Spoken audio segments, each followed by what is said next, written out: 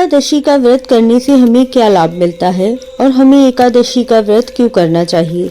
इस समय बहुत ज़्यादा सर्दी पड़ रही है तो हमें लड्डू गोपाल का बहुत ध्यान रखना चाहिए।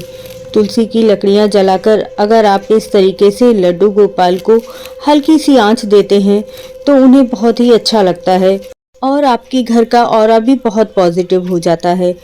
लड्डू गोपाल की सेवा के क्या नियम होते हैं इसकी वीडियो चैनल पर है तो जाकर ज़रूर ही देखिएगा। साल में जितने भी एकादशी के व्रत किए जाते हैं सबका महत्व अलग अलग है। इसी प्रकार पौष माह में जो एकादशी आती है वह है पुत्रदा एकादशी।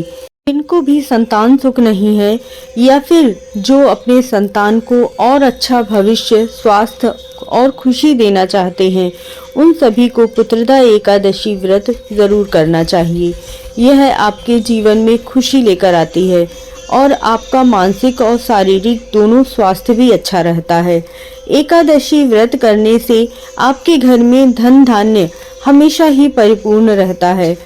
भगवान विष्णु की कृपा आपके जीवन पर हमेशा ही बनी रहती है।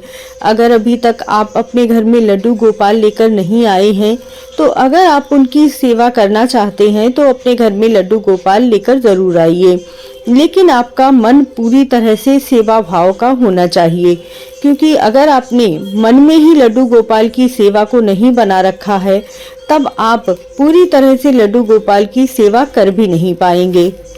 इस बार पुत्रदा एकादशी 30 दिसंबर को सुबह 6:38 पर शुरू होगी और 31 दिसंबर सुबह 4:48 तक समाप्त होगी।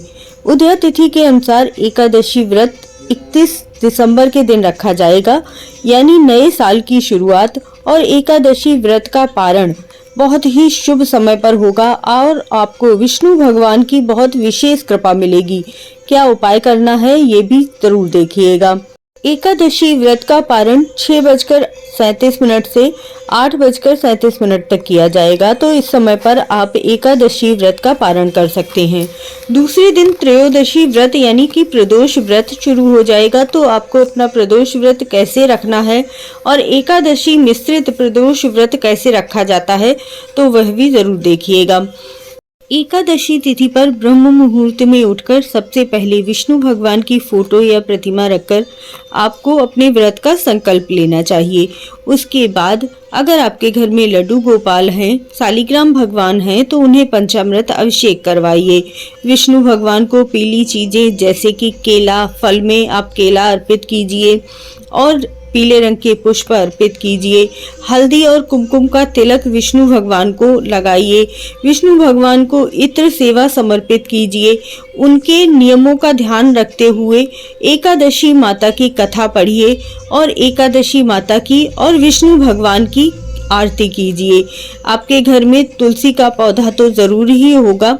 एकादशी के दिन अगर आप तुलसी माता की पूजा करते हैं, परिक्रमा करते हैं और आप उनसे उस दिन कोई भी अपनी मनोकामना रखते हैं तो एकादशी माता आपकी हर मनोकामना को पूरा करती हैं। एकादशी का व्रत फलाहार ही करना चाहिए। एक बार या 2 बार जितना भी आपसे संभव हो सके कम से कम फलाहार करके इस व्रत को करना चाहिए। अगर संभव ना हो पाए तब आप एक बार चाय वगैरह पी सकते हैं, क्योंकि चाय भी तामसिक में ही आती है। इसके बाद आपको शाम के समय भी तुलसी माता का पूजन करना है, दिया जलाना है, अपनी देहरी पर दिया जलाना है और अर्धरात्रि यानी कि 12 बजे तक जागरण करना है। एकादशी व्रत का पारण करने के लिए आपको चावल से बनी हुई कोई भी चीज या फिर खीर, चावल, दाल चावल जो भी बनाना चाहें, बस प्याज लहसुन का प्रयोग आपको नहीं करना है। अगर प्रदोष व्रत आप व्रत रखते हैं तब आपको चावल की खीर की बजाय जो आपने तुलसी पत्र चढ़ाया है वह खाकर आप व्रत का पारण कर सकते हैं और फिर प्रदोष व्रत कर सकते हैं।